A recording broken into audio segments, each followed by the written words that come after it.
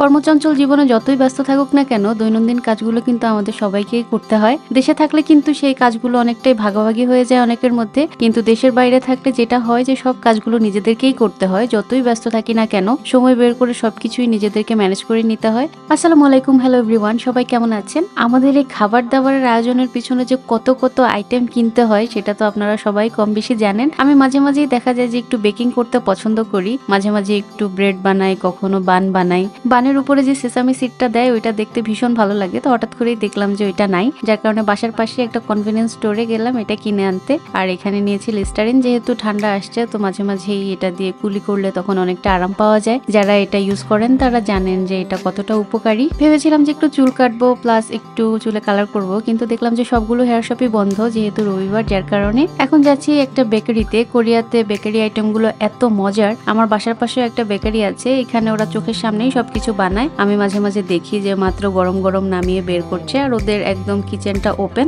তো সকাল সকাল গেলে সবকিছু গরম গরম পাওয়া যায়। তো যেহেতু সকাল টাইম ভাবলাম যে একটু বেকারি থেকে কিছু কিনে নিয়ে আসি, সকালের নাস্তার জন্য ব্রেড কেক এগুলো তো লাগেই। তো বেকারিতে ঢুকেই দেখি যে সবকিছু একদম গরম গরম নামানো হয়েছে, আর ফ্রেশ ফ্রেশ কয়েকটা আইটেম নিয়ে নিয়েছি। কনভেনিয়েন্স স্টোরে একটা কেক খুঁজছিলাম, খুব তিরামিসু কেক খেতে ইচ্ছে করছিল, কিন্তু দেখলাম যে ওইটা নেই। তো কি আর করা, মন খারাপ করে চলে আসলাম। সন্ধ্যার পরে একটু বের হয়েছি তিরামিসু কেক আনার জন্য। তো চলে এসেছি এখন প্যারিস বুগেতে। এখানে খুঁজে টুজে দেখলাম যে মাত্র একটাই তিরামিসু কেক আছে, তো এটাই নিয়ে নিয়েছি। আর কেক নিয়ে দেখেন আমি কি খুশি। এই কেকটা আমার এত মজা লাগে, অনেক ক্রিমি ক্রিমি আর অনেক সফট, চিজগুলো একদম মেল্টেড থাকে, মুখে দিলেই যেন একদম মিলিয়ে যায়। আর ওরা সুগার একদম ইউজ করেই না বলতে গেলে, যার কারণে মুখে দিলে খুব একটা কটকটে মিষ্টি লাগে না। দেন কেক নিয়ে বাসায় এসে রাতের ডিনারের আয়োজন করেছি।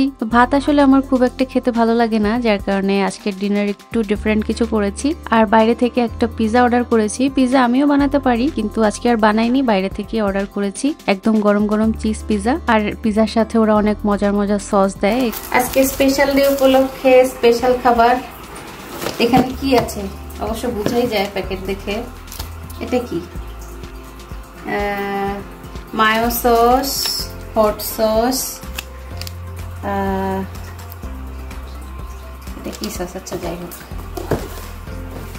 এখানে আমাদের প্রিয় পিজা। এটা কি ফ্লেভারের পিজা কেউ বলতে পারবেন?